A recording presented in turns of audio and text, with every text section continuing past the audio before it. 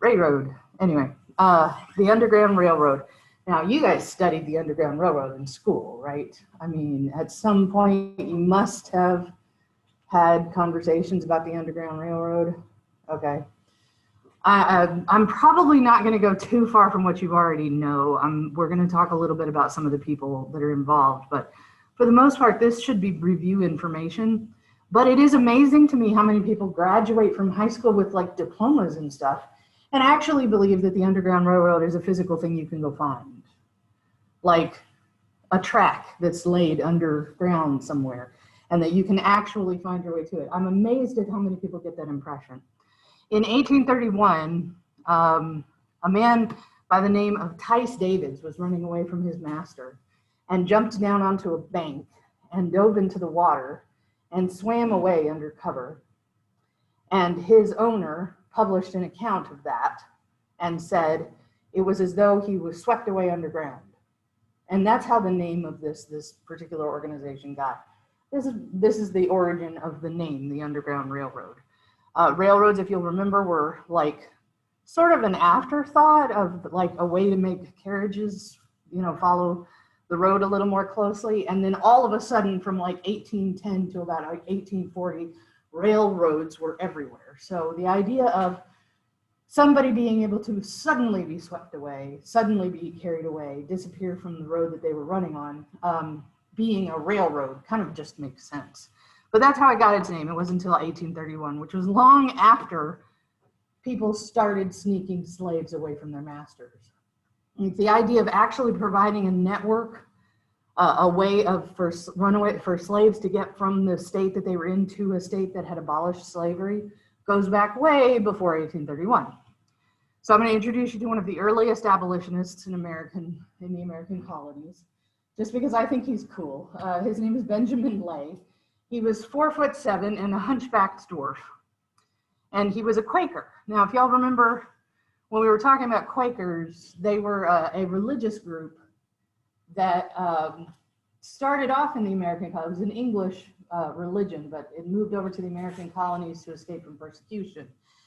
And they were a people who, kind of believed in meditating their way into a relationship with God. So like the reason they were called Quakers.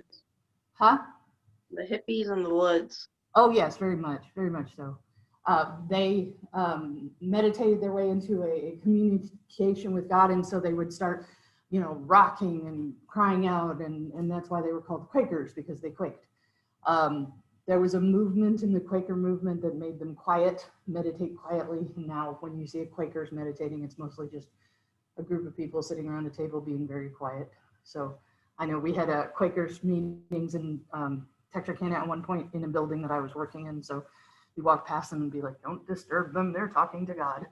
But underneath all of that was this sort of social justice thing. So trying to fight for the rights of others, trying to do no harm, this whole thing kind of went hand in hand with being a Quaker. So Quakers were never allowed to own slaves. Quakers were supposed to fight for the rights of the slaves, in their midst, to try to do what they could to stop slaveholding. And this guy was famous for his kind of radical demonstrations. He kidnapped a Quaker child to demonstrate to the rest of the Quaker community he belonged to what it would feel like to have your child taken away from you, so that they would feel sympathy for slave children who were taken away from their parents. He stood on one foot barefoot in the snow for 8 solid hours to show what it was like for slaves who had no shoes to have to live under those conditions. He filled a Bible with some kind of animal blood. He hollowed out all the pages so that it was just the cover, and he filled it with blood, and then he stabbed it with a sword and said, "This is what will happen to us if we don't end slavery," which everybody was kind of like, we don't really get it, but okay, dude. Calm down. And then he wrote a 278-page book against slaveholding, which was published and sent out to all the other Quaker communities. And the Quakers made it sort of their mission to do what they could to end slavery. Sometimes that meant petitioning in Congress. Sometimes that meant fighting for laws. And sometimes that meant just sneaking people away from their owners and providing them with a new life once they had run away. Abolitionist societies kind of started with the Quakers, but honestly, it kind of also came with that other big movement of like, individuals have worth, you know, in the Enlightenment, and then individuals have a destiny in Romanticism. So within universities that were talking about these big ideas as Enlightenment ideas and transcendental ideas, you found pockets of people who were saying, so when you say everybody has worth, you mean slaves too, right? And so little abolitionist societies formed inside universities. Transcendentalism, you remember, was a religious movement about trying to make yourself the best possible version of yourself. One of the things that transcendentalist movements sparked was a bunch of abolitionist societies. Probably abolitionist newspapers is also on here, but that was actually kind of a byproduct of all of these abolitionist societies. One of the things they did was publish pamphlets, publish newspapers, publish stories. We have always done that, and we will always do that. If you want to find social justice newspapers, they still exist today. So that's kind of a byproduct of this. Probably the biggest single contributor to abolitionist movement was churches. The African Methodist Episcopal Church formed in Boston. And the way that it formed was that Methodism was sweeping across all of the states right after all the Anglican priests had been basically sent back to England. Methodism was sweeping everywhere. And Methodism always had everybody kind of lumped together. The very first Methodist churches that weren't just, you know, Sunday school classes, but actual Methodist churches had slaves worshiping side by side with rich people and poor people and factory workers all worshiping in the same building. The problem was that they were still using the Anglican prayer service, which to somebody who had come from a more vibrant culture that involved a lot of music and a lot of rhythm and a lot of movement was actually really boring. So at some point in Boston, the African community, the freedmen, the people that were still enslaved and the people who had been former slaves asked if they could form their own church and like worship the way they thought they should worship, which involved a lot more call and response, a lot more rhythm, a lot more music, a lot more. It's like the birth of Black gospel. Yeah, this is the beginning of the first like religious denomination in America that was actually started by the African residents. Okay, so that was the African Methodist Episcopal Church, and within that church structure were the beginnings of, okay, so how do we set free our brothers and sisters in the South? How do we set free those who are still in bondage? So Frederick Douglass, Harriet Tubman, Sojourner Truth, pretty much every name you could think of was associated with an AME church. Have y'all ever seen an AME church in Texas? You will now that I've mentioned it. The next time you pass one, you'll be like, oh, there's one.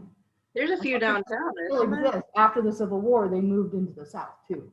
So they became, and the reason for that is because if you're sold away from your family and you can't, or you run away from your family, run away from where your family is, if you're separated and split apart and you come to a new community, but you had an AME church where you were and there's an AME church where you are now, then you're still making a connection with your community. So that's why they take such root in the churches.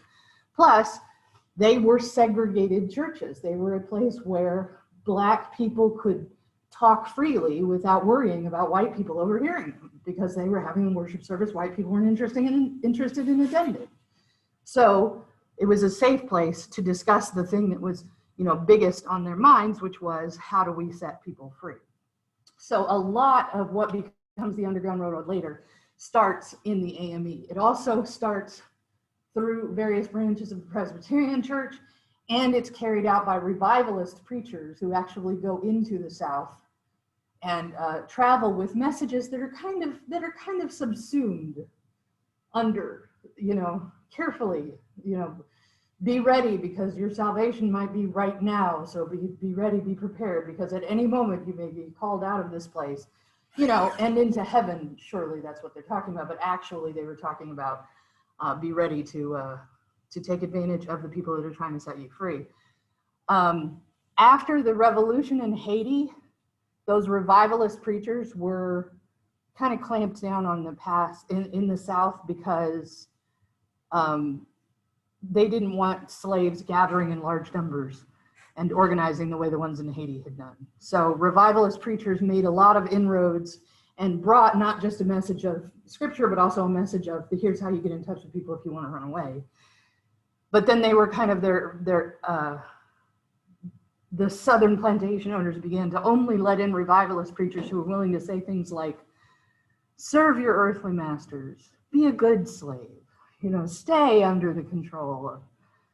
That's how you earn your way into heaven, is by being good at what you do, So they stopped letting revivalist preachers who had a message of any day now the Lord might be coming for you to set you free from all of this, and began to sort of clamp down on that. But they'd already set up this massive network of communities by that point, which made it really easy to become part of you knew you could go to an AME church if you had run away because you were going to find safety there.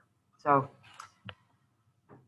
abolitionist newspapers published articles about the evils of slavery, but also published articles about, the stories of freed slaves and their attempts to reunite with their families and stuff. So they had to be very careful not to put anybody in a situation of being recaptured, but at the same time, they were also supposed to be inspiring people to believe that this was all possible.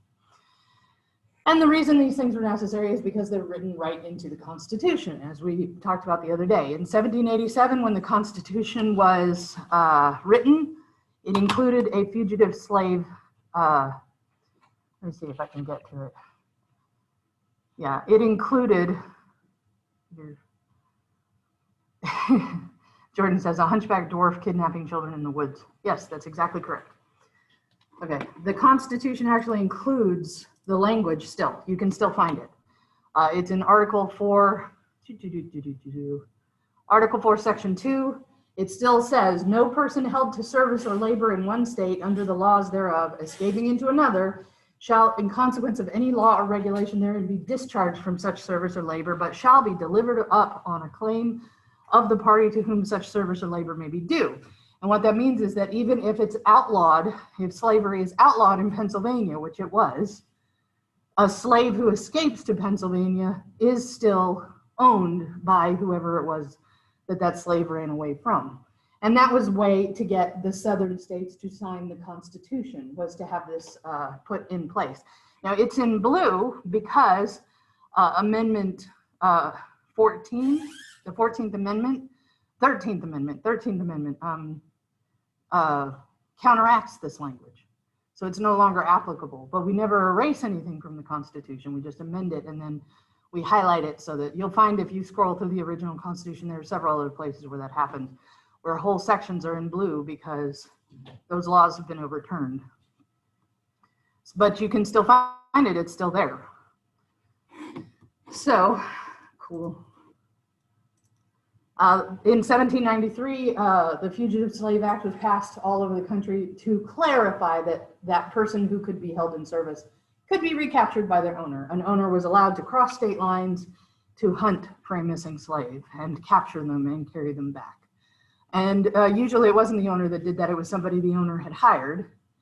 And eventually that becomes people who just go round up people and try to find their owners so that they can make money that way. It starts off as bounty hunters who've been hired by a specific owner to find a specific slave, and then it becomes people who make their money by capturing people who seem like runaway slaves and then trying to find their masters, and if they can't, selling them to a slave trader.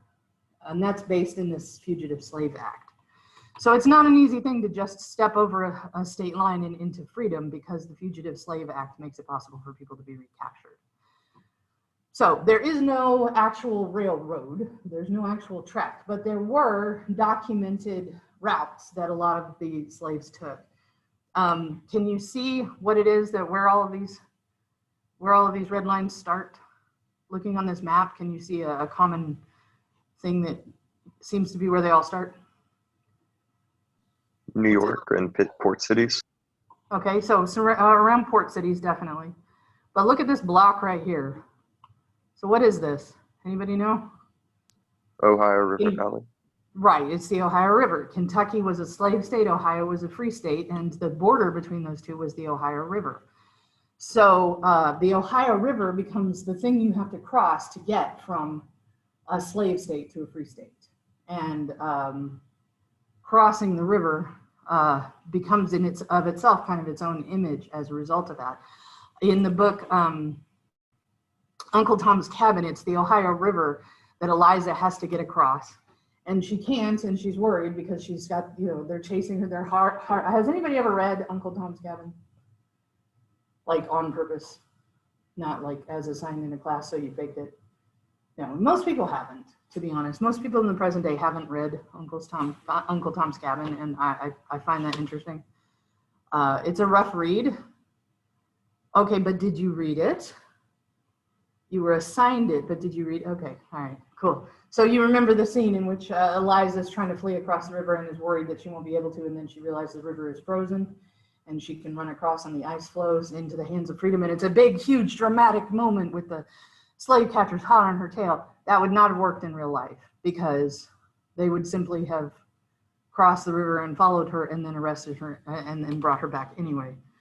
But it's a big moving moment for abolitionists in the North who think it's really powerful and think that's the way things work.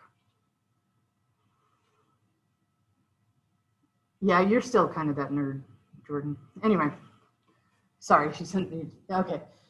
Further up north, the place after you cross into a state that's free, if you want to get to real safety, you cross into British territory, because in British territory, the Fugitive Slave Act, they no longer apply. The fugitive slave laws no longer apply. So one of the places that a lot of slaves went was Ontario, Canada. And the place that they crossed was here on the map here, Fort Malden.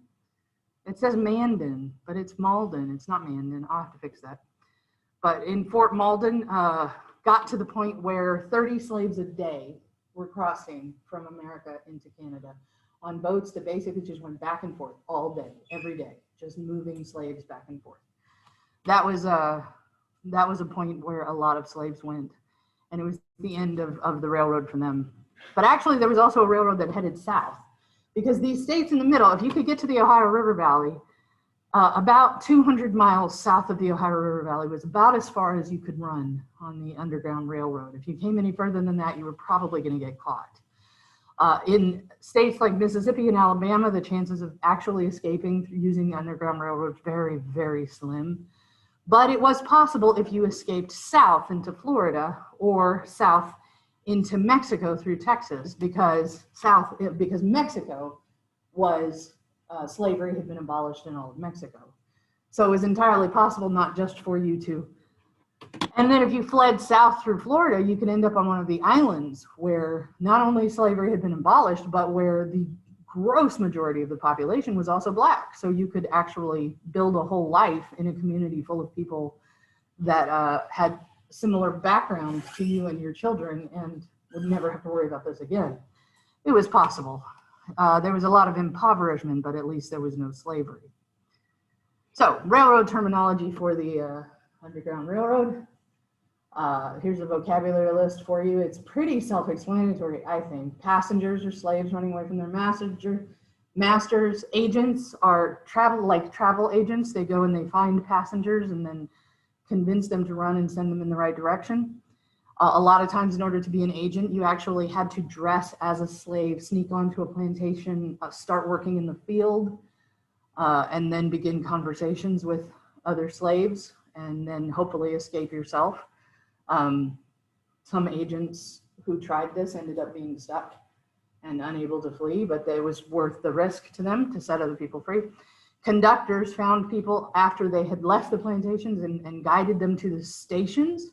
A station could be the basement of somebody's house. It could be a cave. It could be a church. It could be a small shop. It could be anything. A station could be anything.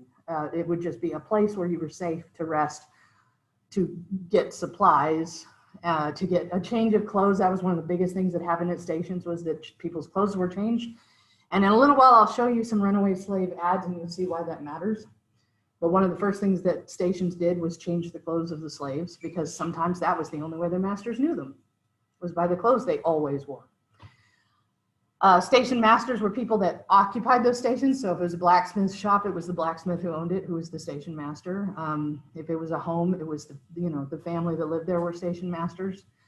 Stockholders were people that raised money because it costs money to run the Underground Railroad stops. People need clothes, they need food, and then they need other things like letters of recommendation so they can start jobs, so that they can have free employment, so that they can have employment that makes them look less like runaway slaves. So I remember there was one particular station, I can't remember exactly which one it was. I think it was Levi Coffin's house, where it was an inn. So it was like people coming and going all the time. And they ran their station at the same time.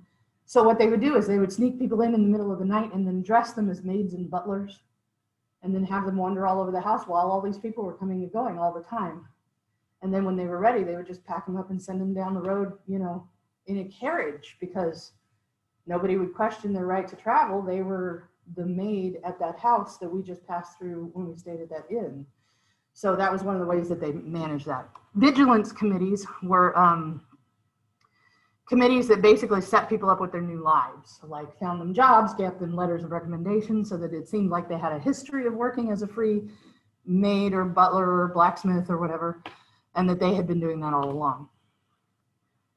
There is some questionable folklore associated with the Underground Railroad. The idea of trying to get the word out of which way to go and how to inspire people makes people draw conclusions. This hymn, Follow the Drinking Gourd, is based on the idea that the drinking gourd is also the Big Dipper, and that this song contains instructions as to how to get north by following the Big Dipper. And I think there might be something to that, but there's also some scripture involved in that. Yes. Yeah, the Roll Jordan. A lot of people drew a lot of parallels between the Jordan River and the Ohio River. So whenever you hear a spiritual song about crossing the Jordan or getting across the Jordan, or here comes the Jordan, wade in the water, it's convincing people to cross the river. But there's no real evidence that this was actually true, that these songs were actually instructions for the Underground Railroad. There's more of a possibility they were just after the fact, people were like, that seems like that could. The same thing is true of quilts. How many of y'all have heard that there were Underground Railroad quilts? Have y'all ever heard of this? Yeah, in the 1980s, a woman drew a parallel between certain patterns that she saw in the quilts and sort of published a book about how they were probably symbols for how to get one place to another. So it was like a code, like this meant, this meant a constellation, and this meant a crossroads, and this was a certain kind of tree. And she put together sort of a code book based on quilts. Again, there's not a lot of evidence that that was actually true that before the 1980s. The truth of the matter, it's a great idea that people were passing these messages and, putting these codes into things. It's a great idea. I love it. It's very fantastical, and it would be cool if it was true, but there's not really a lot of evidence that it is, because the truth is most people didn't know anything about the stations other than the ones that were really close to them. And that was on purpose. So you wouldn't publish a map of the Underground Railroad in a quilt because nobody had the whole map. You got from one station to the next, and the station that you were at knew something about the next station, but didn't know anything about any of the ones after that. So you would get from one station to another, and that station would be able to tell you where the next one was, but wouldn't be able to tell you where you're going to go after that. And the reason for that was so that nobody could publish a location of all the stations, because if they did, bounty hunters would just wait at all the stations and probably arrest the station masters. So everybody only had a little bit of the knowledge. So the idea of putting codes in quilts is probably wrong because of that. But agents only operated in the plantations that they were close to, and then they led people to the stations they were closest to. Those people led them to other people. The idea that it was a vast network that was really well organized is probably not true. That being said, this guy really did his best to organize as much of it as possible. This is William Still. I agree. I like Wade in the Water too. All of those hymns actually incredibly moving. But the idea that they were code for how to escape is they're probably too broad. Maybe to escape, like go to the river, but kind of things. But where the river actually is and which star you have to follow to get there, probably not. So William Still was the youngest child of two former slaves. His father had run away while his mother was pregnant, and then his father had turned around and bought his mother from her slavery. And she had tried to run away with her 4 children and then had been recaptured. And then he had managed to purchase her and 2 of their children. And they had to leave 2 of their sons, their 2 oldest sons, behind. And the 2 of them together married and reunited, had 14 more kids. And he was the youngest. Did you say 14? I said 14. Yes. Okay, just making sure. But they could never get the older 2 kids back. And at one point, William Still, as an adult, ran into his oldest brother, who had managed to run away and was trying to make a connection with the Anti-Slavery Society. And as he was interviewing him, the man told the story of how his mother had tried to flee with him and his 3 siblings, but they'd been recaptured. And he realized it was his brother he was talking to, and asked, "What happened to our other brother?" He said, "Oh, he was whipped to death." So he did actually manage to become reunited with one of his 2 missing brothers. But William Still was involved. He became the clerk for the Pennsylvania Anti-Slavery Society when he was 16. And Pennsylvania, being a Quaker state, being a state that was founded by Quakers, was almost always a place where slavery never got a really big foothold and was abolished very quickly. So Philadelphia, Pennsylvania, became one of the biggest abolitionist centers of the northern states. And he kind of worked for one of the biggest anti-slavery societies in one of the biggest states. And as a result, he was kind of a point person for a lot of the traffic that came through. And one of the things he did was keep records. And I'm going to show you a clip in a few minutes of him being portrayed in that movie, Harriet. And one of the things he did was he kept records of every slave that came through, took their identifying information, anything they could remember about their identity, who their families were, how they had been treated, how they had run away, who their masters had been. And as a result, he was able to connect them to each other, to say, "Oh, I have somebody else who came through here that I think might be your brother, or might be your son, or might be your father. Let me connect you to them." And he published this after the Civil War, when slavery had been abolished, and made it possible for all kinds of people to find each other as a result, and also gave people a lot of insight. We as historians love primary documents, and he made a huge primary document which he published about the Underground Railroad. So he was pretty much the Schindler of the Underground Network. Except that he himself was not a slave owner, which would have made him a Schindler. And we do have an instance of that. We do have somebody who did that. Somebody who was a slave owner who continued to masquerade as a slave owner so that he could set slaves free. There wasn't one of those. And I think that would be a closer parallel to Schindler, don't you? No, this would be like a Jew who was setting other Holocaust victims free. So, Harriet Tubman and Frederick Douglass were both runaway slaves at various times. Frederick Douglass ran away when he was a little boy and managed to find his way to freedom, and then managed to turn around and fight slavery through his writing and through forming societies. Harriet Tubman ran away as an adult and returned as a conductor and went back to the plantations and led people to freedom over and over again until she had freed about 70 or so slaves herself. So she was known as the Moses of her people. When she went in as a conductor to set people free, her code name was Moses. And she worked with William Still directly. She worked with Frederick Douglass directly, and she worked directly with John Brown, who we'll talk about separately. There are 2 kinds of people that get involved as abolitionists, and I have 2 of them here. I have Levi Coffin and I have John Brown. Levi Coffin was a Quaker abolitionist who bought properties specifically to set them up as underground railroads, who participated in free labor foods selling, free labor goods, which meant that he only sold goods that came from plantations that didn't use slave labor, which made his goods of a lower quality and more expensive and therefore harder to sell. But he felt better, doing that than using, for example, sugar that came from plantations that used slaves. There were sugar plantations that didn't, and he bought from them. Inside every house that he owned, and I think he owned about 6, were secret passages, basement levels, converted caves on the edges of his property where, and he was in Cincinnati, which means he was right on the Ohio River. So he was able to hide slaves very quickly.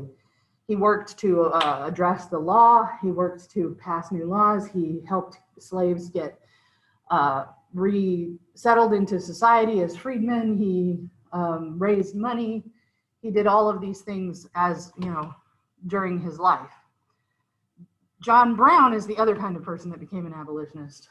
John Brown's father was a station master who ran a station out of his tannery, which is, it's kind of a heavy labor process, tanning. So Still is. Yeah, I mean, it was a place where a lot of work was always going on, so it was really easy for people to sneak in and out. So that tannery, that station, was a place where at least 2,500 slaves passed through. And John Brown worked there as a little boy and then grew up working there, and then started his own tannery and started his own station because his father had done that. And as an adult, John Brown stood up in a church and said, "Here before God, in the presence of these witnesses from this time, I consecrate my life to the destruction of slavery." And his approach to slavery was that it needed to be violently ended, that people needed to go to war. So abolitionists like Levi Coffin were common in the early 1800s and the late 1700s. In the early 1800s, abolitionism was a chip away at it and maybe it will die, and help as many people as you can, but don't get caught, and kind of thing. And as we get closer to like 1840 and 1850, we have more people like John Brown who are calling for a violent end to this horrible monster that is slavery. More people like that dwarf from the beginning. Like, he was ahead of his time, the little dwarf guy. He was like, that violent rhetoric was not welcome everywhere. But as we get closer to like 1850, you start to see more abolitionists like this. And as a result, you also begin to see more reverse railroad activities, which is people being captured who were free and carried and sold south. People who were actually being, people who had free papers that they had earned or that had been given to them, that had official, governmental seals on them that said, I'm a free person, this is my passport, you can't arrest me. Here's my identity, and people tearing those up and then hauling people down and selling them back into slavery. So the more violent rhetoric you see, the more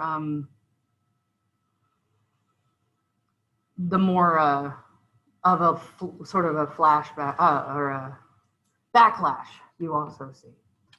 So I was going to show you a little clip.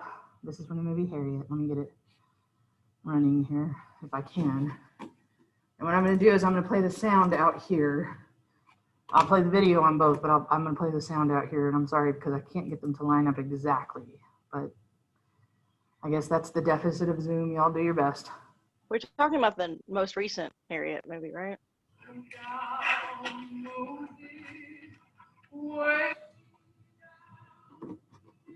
Raiders conductors steal slaves directly from the plantation, right from the overseas nose. They have the hardest jobs. You can make it a little louder than that.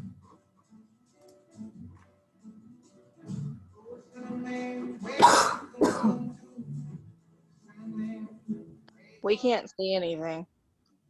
Really? Okay, I'll do it in a second. Hold on. I'm still working out the details.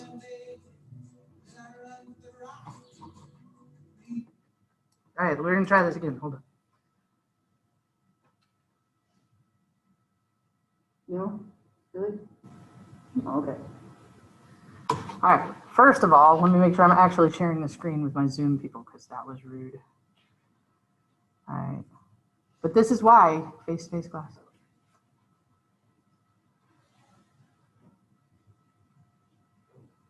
You want toddlers in your class? That's how you get toddlers in your class. Sometimes I think I already have toddlers in the class. No, that's true. Okay, we're gonna try this again, and you just let me know if you can hear it, if you can see it. Okay. Can you see it now?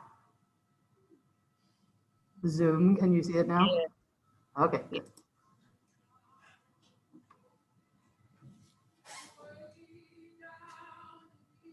The bravest conductors steal slaves directly from the plantation right under the overseer's nose. They have the hardest jobs.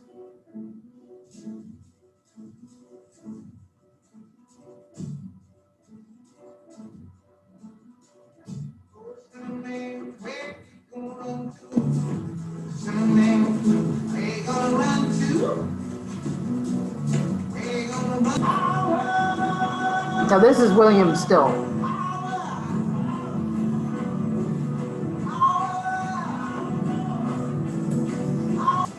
Brandon, get the heart out. Called the nigga like it was my name. Today I reminded him my name was Mac. Even sense, if I told her I was needed, she would carry home so everybody would have known about it.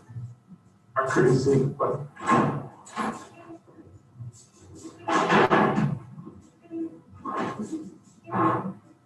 welcome. Welcome.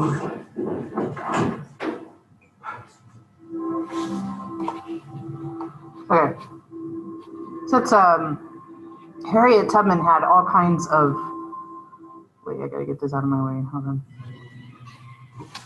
Stop. Okay. Harriet Tubman had all kinds of stories about the rescues that she carried out. Like, for instance, she couldn't read, and so one of the ways that she went in disguise was to read a newspaper, to hold a newspaper in front of her head. That was literally how she went in disguise, because she people knew she couldn't read, so they didn't look for her behind newspapers. I mean, things like that were part of Harriet Tubman's She had. Let me think. She dressed as a man. Sometimes she dressed as a much older woman. Sometimes she traveled with a toddler once, I think. She carried a child with her so that people would think that she was definitely not Moses, because there's no way that person would be traveling with a child. She had all kinds of things that she did, but I think all the conductors kind of did. All the conductors had to have really interesting ways that they. Okay, so your homework assignment for today, I want you to take a look at these, and they're on Blackboard, these ads for runaway slaves, okay? Because they tell you something about what the owners really resented about the runaway slaves. What was it that they actually resented? And they also sort of tell you something about their, like for instance, there's a line in this one that says, "It is supposed that he has been persuaded to leave his master by some villain." Only he wouldn't have done it on his own. He wouldn't have just wanted to run away. He would have run away because somebody convinced him to. So I want you to take a look at these ads and just pick one and sort of look for what jumps out at you and what it sounds like to you the relationship between the person who wrote the ad and the runaway slave probably was, based on the details they chose to include and the details that they definitely don't include. Okay, so that's going to be your assignment. It's real quick, just your impression. No, not a whole lot of pressure. Whoa, don't stop video. Stop share. All right. So that's going to be your assignment. That's under Blackboard. You have that. And then you also have the passive voice activity that you have to do today or by Sunday. Does anybody have any questions?